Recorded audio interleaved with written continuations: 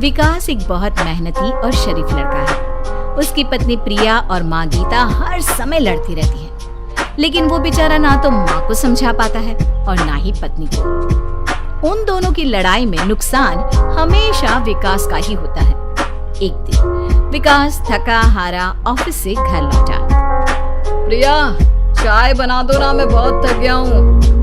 अपनी माँ से कह दो, बना देंगी। वैसे भी तो दिन भर खाली बैठी रहती हैं। माँ, आप ही चाय बना दो ना।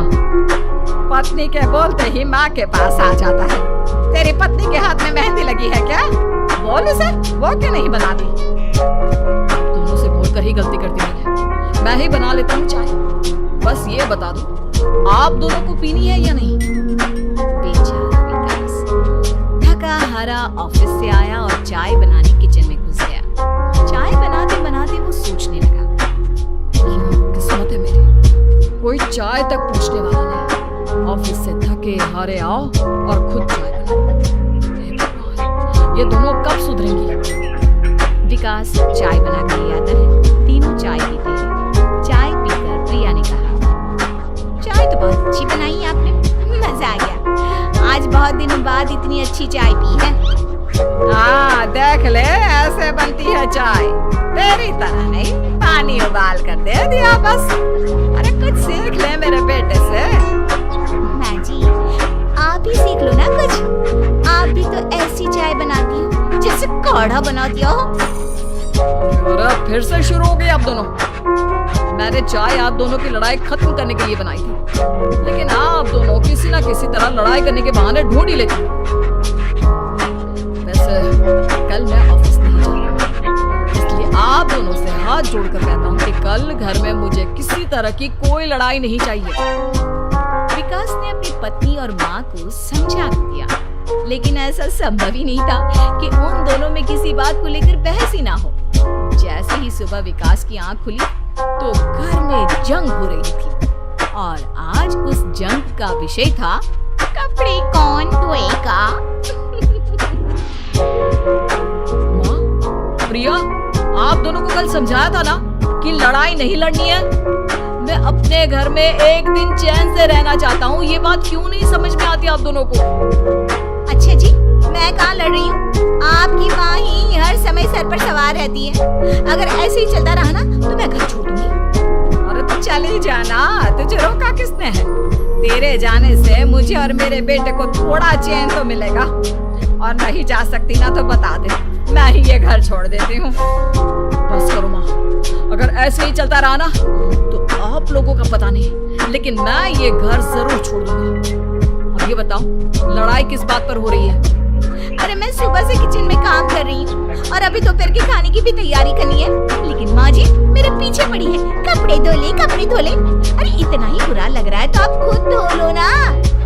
हाँ हाँ, धो लेती, तेरी तरह काम चोर नहीं हूँ मैं, लेकिन सुबह से घर की साफ सफाई कर रही हूँ। अब कपड़े नहीं धो सकती, मेरी कमर में वैसे ही दर्द रहता है। कपड़े धोकर अपने लिए और मुसीबत खड़ी नहीं करनी है मुझे। जब माँ और पत्नी का झगड़ा हद से ज्यादा बढ़ गया तो दुखी होकर विकास ने कहा, चुप रहो आप दोनों, चुप रहो। मैं हूं ना, आज मैं कपड़े धोऊंगा।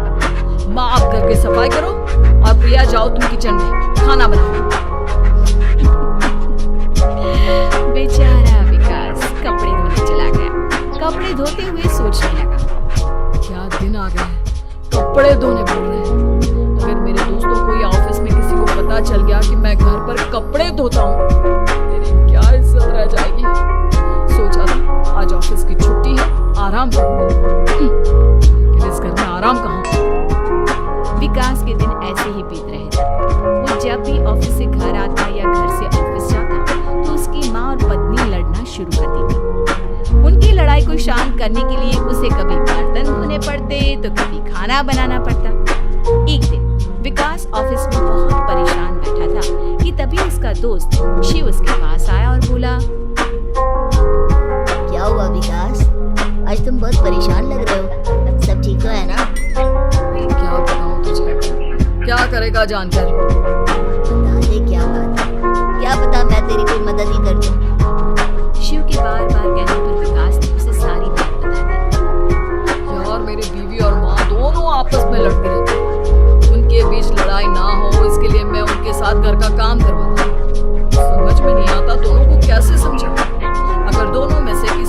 कुछ बोलता हूँ तो घर छोड़ने की धमकी देकर मुझे चुप करा देती है। समस्या तो बहुत गंभीर है, लेकिन इसका समाधान है मेरे पास। अब तेरे घर में जब भी लड़ाई हो मुझे बता दे, ताकि मैं संभाल लूंगा। शिव ने विकास को सारी बातें समझा दी। शाम को विकास घर पे पहुंचा तो वहाँ पहले से ही लड़ाई का माहौल था। क्या हुआ माँ, आज किस बात पर लड़ाई हो रही है? तेरी कामचोर पत्नी ने आज सुबह से बर्तन नहीं धोए। मैं बोल रही हूँ बर्तन धोने के लिए, तो मुझसे लड़ रही है। और बेटा अब तू बिना मुझसे लड़ने मत लग जाना, नहीं तो मैं घर छोड़ दूंगी। हाँ प्रिया, क्या है ये सब? तुम क्यों माँ से झगड़ रही हो? अरे मुझसे क्यों पूछ रहे हो? मैं तो दिन भर काम में लगी रहती हूँ। अपनी माँ से पूछो, जब तक मुझसे लड़ नहीं लेती ना, इनके दिन की शुरुआत नहीं होती। और अब अगर आपने ज्यादा सवाल जवाब किया ना, तो मैं घर छोड़ दूंगी। हाँ। जब दोनों की लड़ाई हद से बढ़ गई, तो विकास ने शिव को फोन किया। शिव अपने साथ 2 औरतों को ले आया। आप दोनों हमेशा लड़ती क्यों रहती हो? और आप दोनों को कुछ समझाओ तो समझ में नहीं आता, और ऊपर से घर छोड़ने की धमकी अलग से देती हो। अब एक काम करो, आप दोनों अपना अपना सामान उठाओ और निकलो यहाँ से। मैं अपने लिए नई पत्नी और नई माँ ले आया हूँ। नई माँ और नई पत्नी की बात सुनकर गीता और प्रिया हैरान हो गई। गीता तुरंत बोली, हाय हाय बेटा, नई पत्नी तो लोगों को अक्सर लाते देखा है, लेकिन ये नई माँ कहाँ से ले आया? बेटा मैं ही तेरी माँ हूँ, ओरिजिनल। आपने मुझे इतना बड़ा धोखा दिया, आप दूसरी पत्नी ले आए।